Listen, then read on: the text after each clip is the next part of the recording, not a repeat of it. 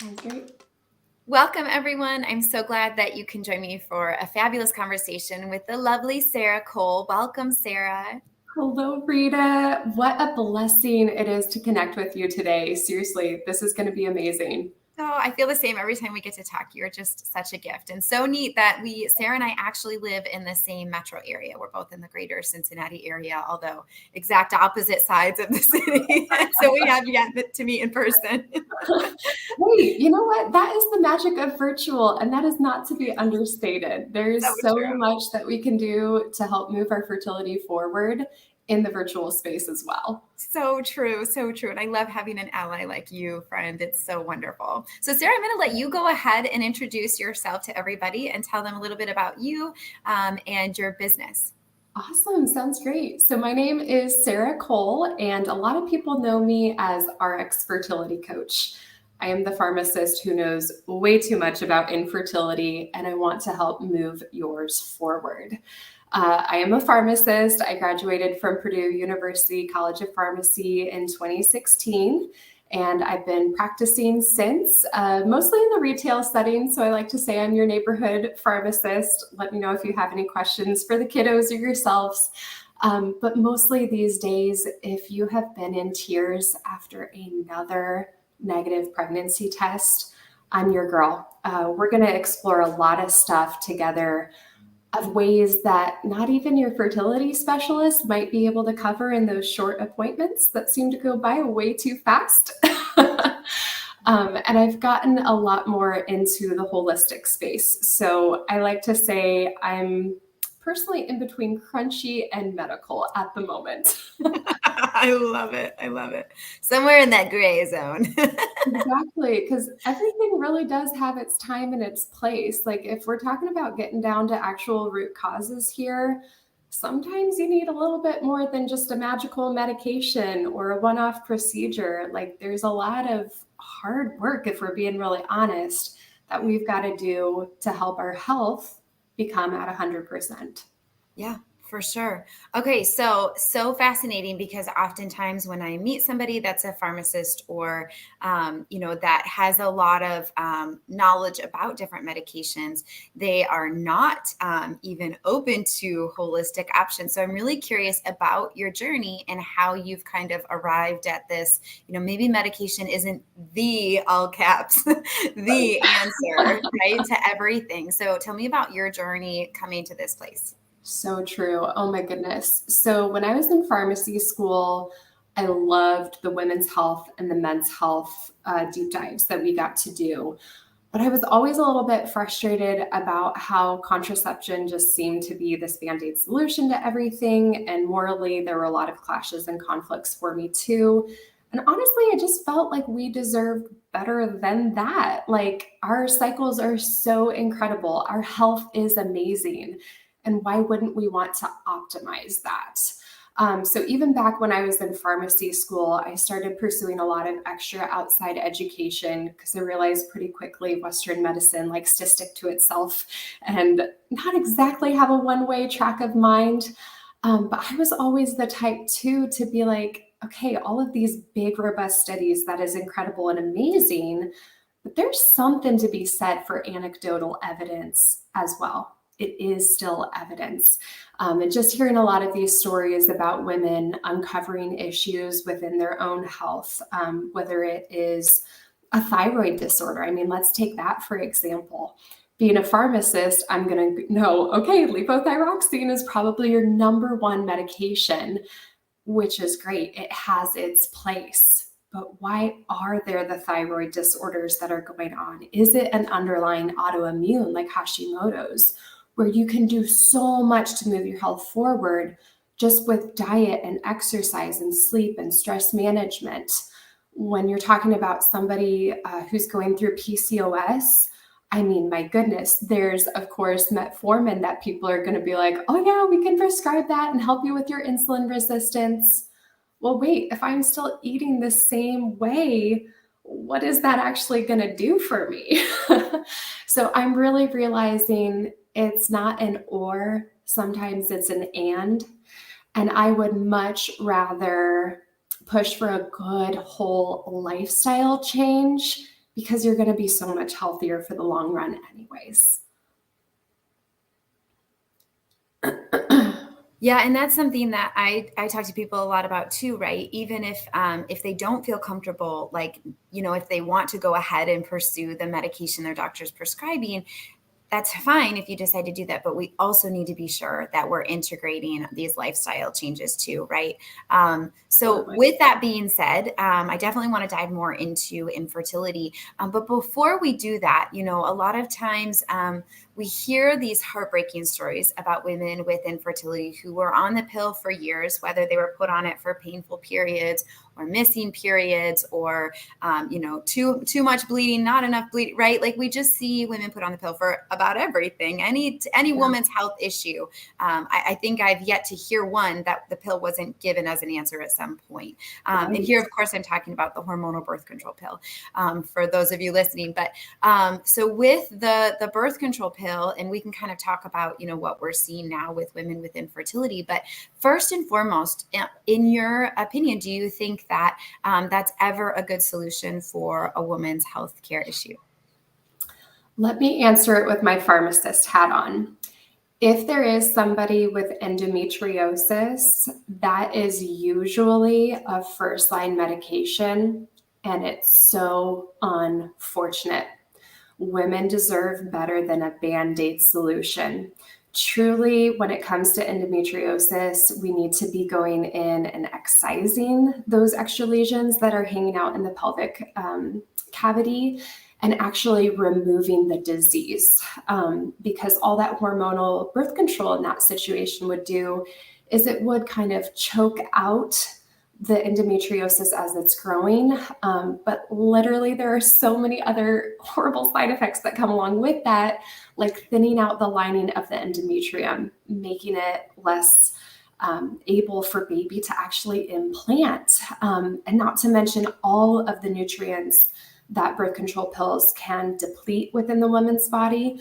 So one of the first things that I do with any of my clients is optimize all of their supplements. Of course, we are focusing on good, healthy eating, but sometimes we need a little boost just to get things going in the right direction first as we're waiting for diet to really catch up with our gut health. So when it comes to the birth control pill too, I mean, guys, it's a class 1 carcinogen, okay? And that literally has not been removed from the CDC's website. So just for me personally, having a history of breast cancer within my family, I knew it would never be an option for me, and I didn't want to make it an option for any of my patients either. That's one of the reasons, if I'm being really honest, Rita, is why I am removing myself from the retail pharmacy space and stepping fully into my RX fertility coach work, because it aligns with me spiritually. It aligns with me medically. Us women, we deserve so much better. Yeah, for sure. I 100% agree. And then too, seeing how, at the very least, women that come to us years later after having been on the birth control pill, are sad that they weren't given more time to really focus on diving deeper into optimizing fertility, even when it didn't matter, right? Even before they were ready to have a baby, before they were pregnant, or trying to get pregnant, before they're married, before they're, right? Like, we can go back to like the teenage years, and there's dysfunction, and they were put on the pill. And that's what's so heartbreaking about the pill as such a common solution. But also then all the research we're seeing now, post PCOS, post-pill PCOS, right? We're seeing all of these, long-term, long-lasting things that are happening as a result of being on the pill for a long amount of time. I mean, it really is, in my opinion, a great injustice that's done in women's healthcare by having this solution that's seen as like the best, and then it just leaves women so broken and so much worse off. You piqued my curiosity there a little bit with PCOS. So for our listeners who have been diagnosed or just charting their cycles, they're like, wow, I am having really long cycles, like, I don't know, 45 days plus. Word of wisdom here would obviously be to reach out to your practitioner, but also to consider the supplement called Ovasitol.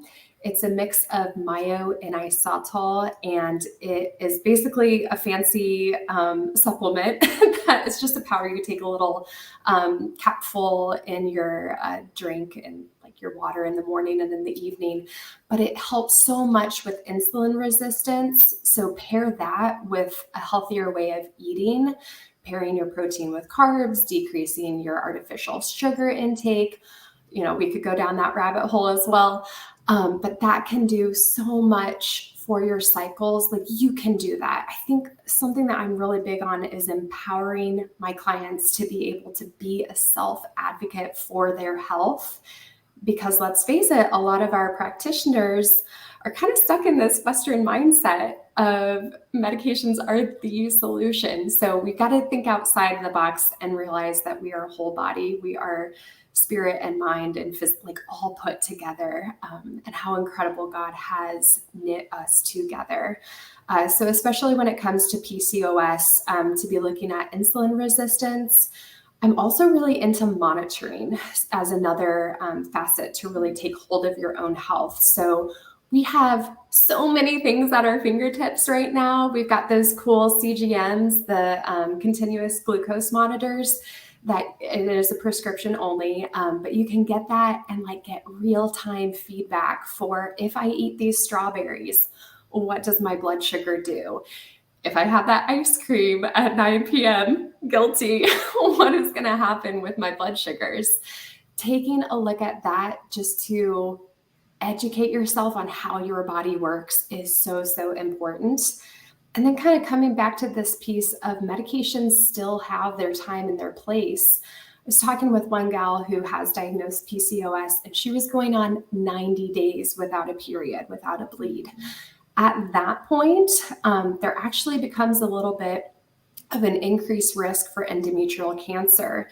I liken it to, the grass needs to be cut. Okay. So if your endometrial lining has been proliferating and building up for that long without a regular bleed, we need to have our body let go of that tissue, thus entering a progesterone protocol, a 10-day progesterone, like 100, 200 milligrams, usually taken by mouth or placed vaginally. And that will induce a bleed to help your body let go of that at the end of the 10 days. And for this one client in particular, she was trying to achieve a pregnancy. It was her third that she was trying for. She had 2 little precious ones at home already. But secondary infertility was hitting her hard, and PCOS was a part of her story. So literally just by talking to us together, empowering her to go ask her provider for this protocol, she was able to then jumpstart back into a regular cycle and was able to conceive. She is just 3 months away from being due with her first baby girl. And I can't believe it. Our God is so good. Oh, that's so beautiful. I love that. Well, and you touched on PCOS. So something we see a lot of times with PCOS is metformin, right? We finally get a diagnosis and then, all right, go on metformin. And it's interesting. I'd love to just hear your thoughts on metformin. And then I have another question for you on that. Yeah, absolutely. As with anything, I do think that metformin has its time and its place. But first, being really honest, we have to do the hard work ourselves. We can't just be asking for a Band-Aid medication. So we need to give it a really good go of editing our movement habits, editing what healthy foods are coming in so that we can get good energy out. And honestly, I like to see at least 2 months of eating healthy and making those lifestyle changes before I personally would entertain the idea of going on something like metformin. Because it's a pharmaceutical, it still has side effects. So we really do have to balance where we're at. I think the big piece on this is sometimes it's just hereditary, that some people need a medication as a little boost to whatever health condition they're trying to overcome. And there is no shame, there is no judgment in that. We love to try natural first here with RX Fertility Coach. So that's my philosophy, and that's how I encourage my patients to approach it. Yeah, for sure. And I think sometimes too, I'll have clients that say that they're going to try metformin and they also want to try to overhaul, what they're eating, how they're eating, exercise and all that. But I think it can be tricky too, because, oftentimes the side effect of metformin is nausea, is like stomach, It's any type of all GI. the GI stuff. Oh It my gosh. is. Can we share Yeah. TMI? The diarrhea that my patients come back to me, or when I'm on the phone, like, hey, Yeah. checking in. It's been about 2 weeks on metformin. Where are we? And they're like, you can tell they're not okay in the bathroom department. But Yes. that to me, I have had my own IBS, irritable bowel syndrome, and everything under the sun. So I can connect really well with that. That would be really, really hard for me to stay on the healthy eating path and living my full life if I was having to plan around bathroom trips all the time. Yeah, for sure. And not to mention, when you feel bad, your body doesn't want to eat a salad. Right? Like, let's just be honest. Like, if you've been a couch potato all day, you're not like, I want some fresh greens, maybe some Yeah. radishes in there. Like you feel that way when you feel good. And when you've moved your body, then your body is able to communicate to us better, right? So if we're already suppressing things with a medication and then that may be helping for you, that may not, then it just makes it more difficult to make some of these dietary lifestyle changes. And that's something that I tell my clients a lot too, Sarah, is just give it a try. You've just gotten those labs drawn. Let's see what we can do. Let's ask the doctor if we could get labs drawn one more time in a couple months and see if we've made progress through dietary lifestyle changes. And then let's try again, and I think having part of this is having a physician that's willing to have that conversation with you.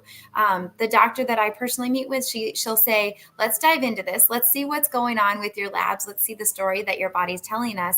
And then I can tell you what I would recommend. And we could talk about if you'd rather try some more holistic options, right? She knows who she's talking to. Oh So my it's goodness. so important to have our own advocate in our medical journey, to have a physician that we can go to and trust, but that's going to let this become a dialogue, a two-way street, right? Without a doubt. Oh my goodness. Could I share a little bit about my recent experience going to a functional medicine doctor? Of course.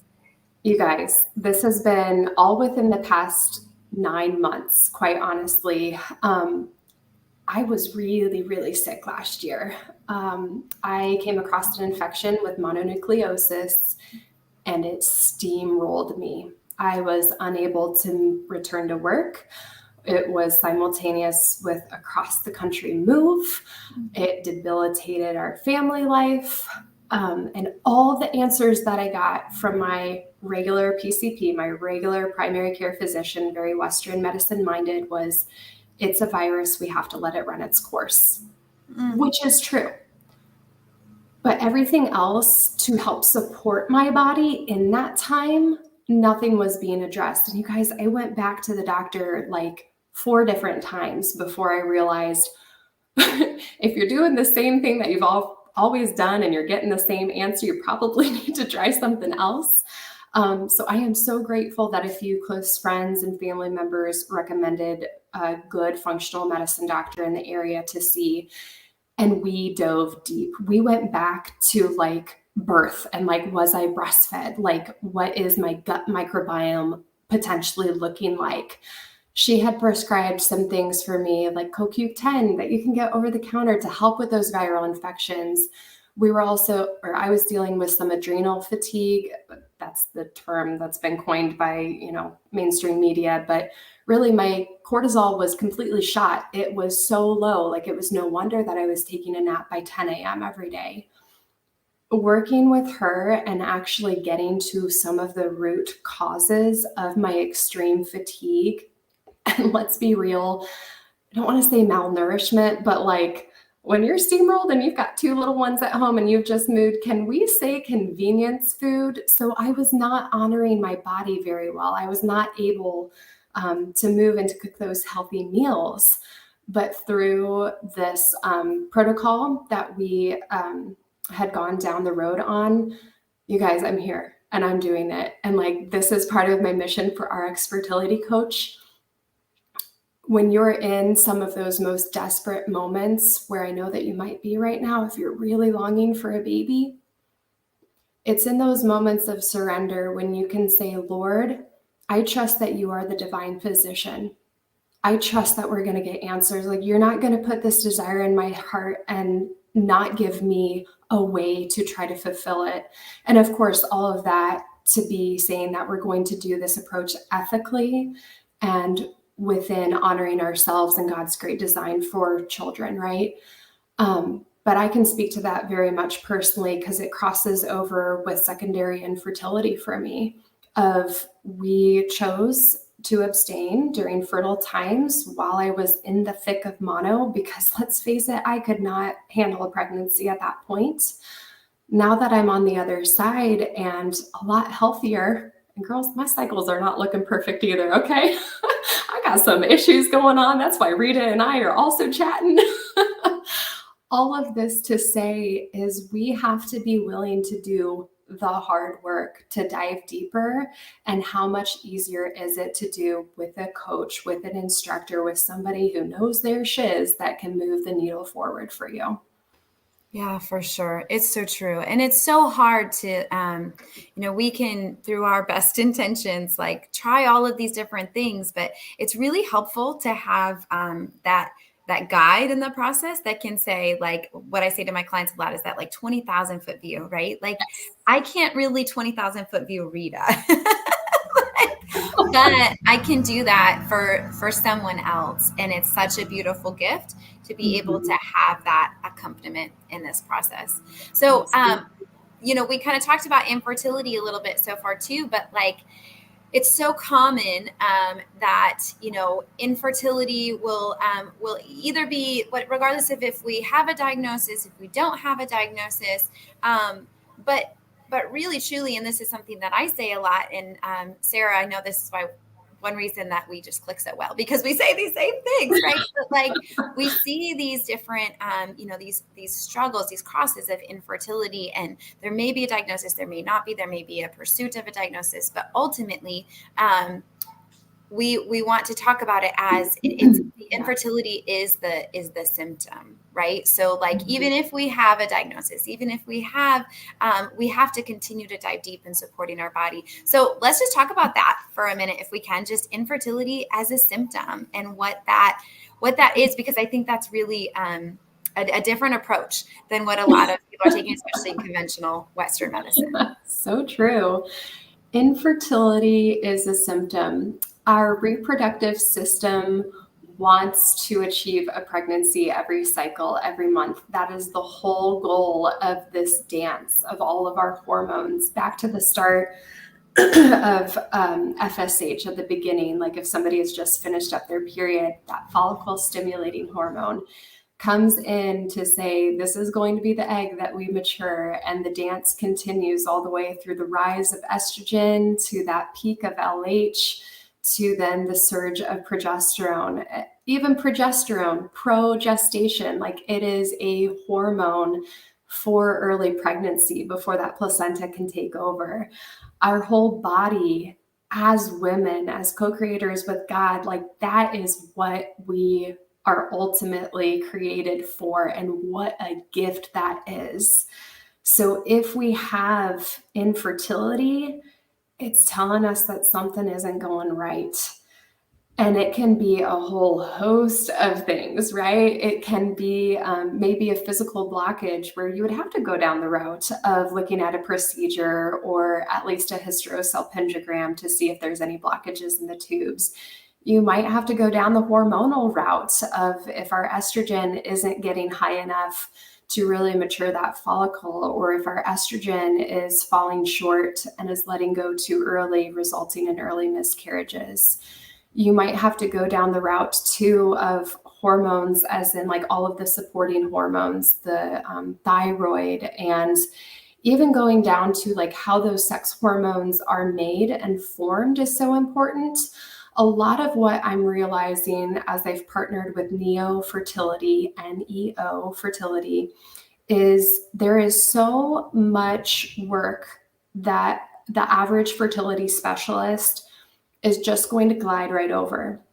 They may not be looking at lab values right away to test your DHEA, which is a building block to your estrogen, to your testosterone, all of those. they're not looking at is your vitamin D optimized.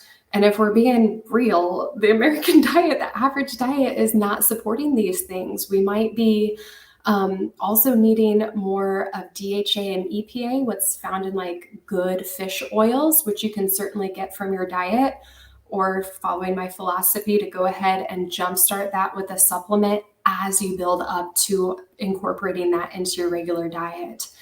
There's so many different facets that someone with infertility is going to go down. And I think just realizing it's still a symptom, like we need to listen to that in our bodies and take it very seriously. And even if all of this work does not result in a healthy pregnancy, there is still so much hope in the future because our cycles are not done yet. And there is so much hope that we will have a healthier body. Like at the end of the day, you deserve health. That's what I'm about. Yeah, for sure. No, it's 100% true. And, I think really looking around and seeing all the ways that we need to be a mother figure or a mothering presence in our sphere of influence, right? And if we're healthier and able to give more there, I think that it goes so far, right? Like if we're improving our health, even if it's just for these people right here, right? And then sometimes too, as we shift that focus, it allows for us to really have that sustained motivation to continue to heal instead of this, I'm going to try it for a cycle. Right? Or I'm going to try it for a month. And if I get one more negative pregnancy test, or if I get one more period, like I'm done. But like, if we can shift that focus to let's improve fertility because you're worth it, because you deserve to have improved health. You deserve to have more energy, more vitality. All of the things about your life, your marriage, everything is going to benefit from that.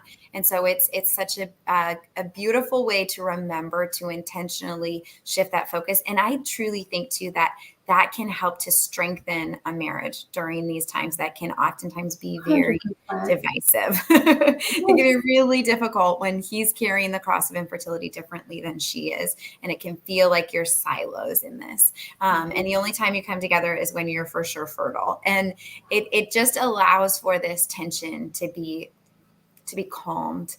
Let's just focus on us getting healthy, because we should do that anyway, because we're temples of the Holy Spirit, right? 100%. We really do need to focus on that. So I love that. And I think it's so often, we forget how much our infertility can be correlated back to all other areas of our health. Right? If there's any other dysfunction, ladies, that's going to be one of those first things to go. And so it's really important to stop and say, what else could my body be telling me that I can help support? Absolutely. And gals, this is all stuff that we're going to be covering more in depth at an upcoming event with RX Fertility Coach. Rita is so amazing, so incredible. And we've invited her on for like a really nice chunk of time. And so many more things that I don't want to give away right here, right now. But I am just so excited, Rita, that you're going to be able to join us for our big 3-day event for Faith and Infertility, Hope in a Divine Conception. Mark your calendars. It is going on July 13, 14, and 15, which is the Thursday, Friday, Saturday. Specifically, no Sundays. We are not doing that. That is family time. That is time for the Lord. That is time to actually slow down and rest, because girls, we also deserve that too. Good rest. Yes. Oh, I'm so excited, Sarah. It's going to be so amazing. And I love that you're integrating, right? We are mind, body, and soul. And so we really have to remember to integrate all parts of that as we embark on these fertility journeys. So tell us where people can find you for more information. Yeah, so you can go to rxfertilitycoach.com/events. We'll have the link here in the show notes page as well. And you can definitely go there to register. We also have a few free events going on. Even if you're listening to this podcast after we have passed those dates, July 13, 14, and 15, still visit rxfertilitycoach.com for more goodies, recordings, and all the like. Something that I'm very passionate about is I don't think that this information should be behind a huge paywall. Like, this is information that we just need to know. So all of the work that we've been doing to bring in amazing speakers, we have an incredible lineup. We've got a doctor of psychology coming in because the mental game piece is also very real and very big. We have a wonderful priest who's going to be leading us in prayer at the beginning of our days. We've got Rita with her nuggets of nutritional goodness. I like to joke around that she's going to be doing all things preparing to eat for two. Another pharmacist is coming on to talk about low tox living. We've got a gal from the Augustine Institute speaking on biblical infertility and how that parallels to some of our own stories today. So much more. Like, I'm even thinking, how are we going to fit this all into 3 days? That's amazing, Sara. Oh my gosh, so exciting. I can't And wait I to be part promise of it. that for that upcoming event, I won't be recording in my bathroom. You're hilarious. Well, no, it's This is truly, the this real is the life. entrepreneur's life, right? It Like totally is. we get a computer and we go to work, and it doesn't really matter where we are as long as we have internet. So People here need we to are. know about moving their fertility forward and truly to have hope in a divine conception. Some of the gals who are going to be attending that I've been able to speak with already, they are so excited because their stories are like 2-3 years of deep infertility. And I'm not even going to pretend to understand that deep hurt on that level. But I do know that I am capable and God has equipped me. So let's do this. Yes. Oh my gosh. I love that. That's so beautiful, Sara. I'm so excited to be a part of that event. Well, yep, I'll have all those links in the show notes. And so thank you so much, Sara, for your time today. This was really What a lovely. blessing, Rita. Can I give you a hug through the screen? I know, virtual hug. I love it. Oh, thank you so much Thanks. for your time today.